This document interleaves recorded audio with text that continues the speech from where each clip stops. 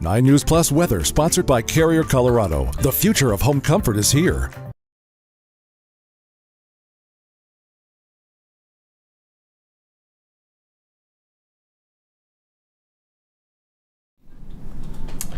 Hey, happy Friday. Thanks so much for joining us here on 9 News Plus. I'm 9 News meteorologist Chris Bianchi with a look at your ever-active Colorado weather forecast. But for today, maybe a little good news to pass along. What we're seeing right now might feel like a bad omen that we're seeing these showers and storms at 11 in the morning, but these showers and storms that we're seeing right now makes me feel a lot better about what we'll see this afternoon. A much lower severe weather threat for the Denver metro area today compared to yesterday. I'll explain all this here in just a second, but start things off by taking a look from Lookout Mountain. This is looking to the south at the one storm of maybe a little bit of note at this point.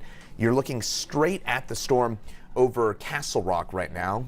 Probably some pea-sized hail in that storm right now, but it is notably sub-severe. It is not a severe storm. I know that yesterday we got battered with hail and a lot of destroyed gardens and even some dented cars here around the Denver metro area.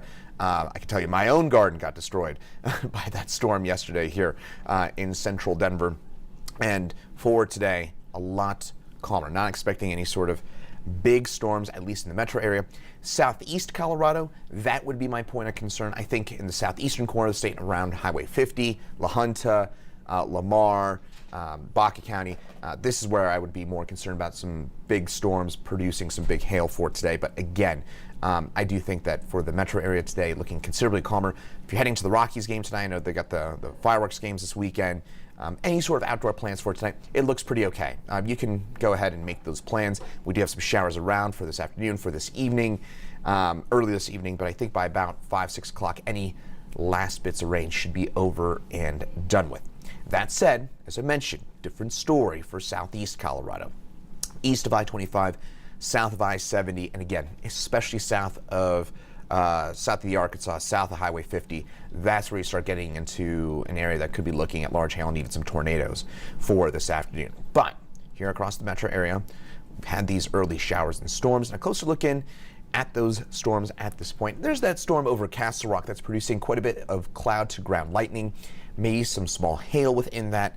This is now pushing east into Parker, the Pinery, and eventually this is going to cross into Elbert County in the next few minutes. So if you're joining us from Elizabeth, Kiowa, yet a little bit north through even places like Bennett Watkins, you might see a storm here in the next few minutes. Again, cloud to ground lightning, small hail, and some flash flooding would be my main concerns with that storm.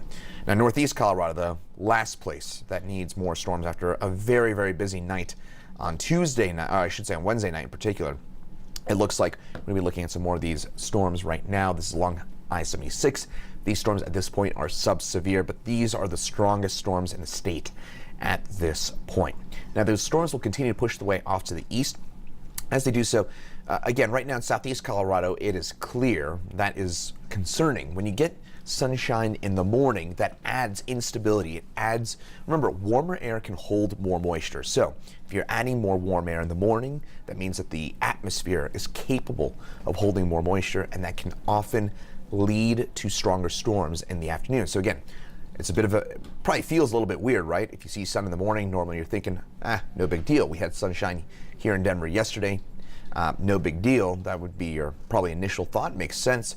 But that sunshine is often a recipe for bad things in the afternoon, and that's why I'm a little concerned about southeast Colorado for this afternoon and this evening. Those showers and storms will push east into Nebraska, into the Sandhills out there, and to Kansas as well later on tonight. But notice by about 6, 7 o'clock tonight, we may even have clear skies here in the Denver area as we start to get a northwesterly pull to the air mass that'll draw in drier air, downsloping winds from the north and west, and a considerably calmer and drier picture for us as we get into tomorrow. So if you're planning ahead for tomorrow, again, I'll have more on this in just a second. It looks way calmer. You can make those outdoor plans. As usual, it's Colorado. There's the chance for an afternoon shower or storm, but it's a much drier forecast compared to what we've had yesterday and even today. So as we get to about 2, 3 o'clock this afternoon, again, the majority of those shower storms will be over and done with by 2 or 3 o'clock here, folks. What we're seeing right now is probably our main event.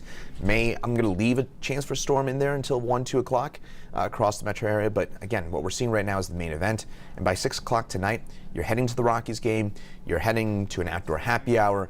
Whatever it is you're doing outside tonight, it looks A-okay. So make those outdoor plans for this evening. After about 5 o'clock, you're heading to the Red Rock show tonight. Go ahead. You're going to be okay. And I think you can, as always, I would still bring the poncho with you. We can always get a downpour here into the early to mid-evening, but I think that's about all you'll need. Just have the poncho with you. You probably won't need to use it, and you'll be all right out there at Red Rocks. Otherwise, we clear things on out, and tomorrow morning we'll start things off on a sunny and bright note, and I'll give way to a pretty nice day coming up for your Saturday. Temperatures right now, 60s, 70s, eastern plains, and those dew points. This is something I always mention. This is a really important measure of the amount of moisture of the atmosphere. This is honestly the first number I often look to in my forecasting for showers and storms in the afternoon. The higher this number is, the more moisture there is in the atmosphere, and right now we've got a fair bit of it in place over the eastern part of Colorado. That will dissipate, though, for tomorrow. Highs today, we're only in the 70s here in Denver, 80s in southeastern parts of Colorado. So for today, low 70s storms before about 2 p.m.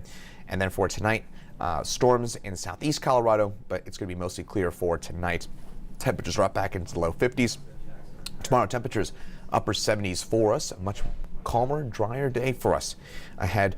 Isolated storm east for tomorrow, but again, if you're making outdoor plans for tomorrow, go right ahead. It looks okay. Again, best chance for a storm will be east of Denver. Additional rainfall. Most of this comes this afternoon. Otherwise here, folks, I think we're going to stay dry through the upcoming weekend with only, again, an isolated storm chance over the next few days. Now, as we get into next week, and of course the 4th of July holiday coming up on Tuesday, next Tuesday, we have an increased chance for some showers and storms. Doesn't look to be as widespread as what we've had over the last 2 days, but I think we're going to cool things down considerably as we get near Wednesday, Thursday, and Friday. Temperatures drop back into the 70s by then. And one fascinating note that kind of pulled up this morning, Denver, since January the 1st, has had more precipitation, that is rain, melted snow equivalent, than Seattle in the last 6 months. I say that, so I hope that kind of drives home just how exceptionally wet it has been for us here along the Front Range. By the way, for Seattle, it's actually been drier than usual up there. Seattle averages about 3 times the amount of precipitation than Denver does in the first 6 months of the year, and Denver is somehow got more rain and melted snow equivalent since January the 1st, which is just a stunning number. And I've been looking this up throughout the majority of this morning here, folks. I'm pretty sure this is the first time on record that that's ever happened, that Denver's had more rain and melted snow equivalent than Seattle in the first 6 months of the year. But boy, it has certainly been a bit of a soggy start to the calendar year, hasn't it, for us here along the Front Range. Our 4th wettest start to a year on record, and we're probably going to crack the top 3 once we get done with today. But start off the second half of the year tomorrow, and hopefully on a much drier and calmer note. Meteorologist Keely Chalmers will have an update for you coming up at 9 News at noon and 2 p.m. right here on 9 News Plus.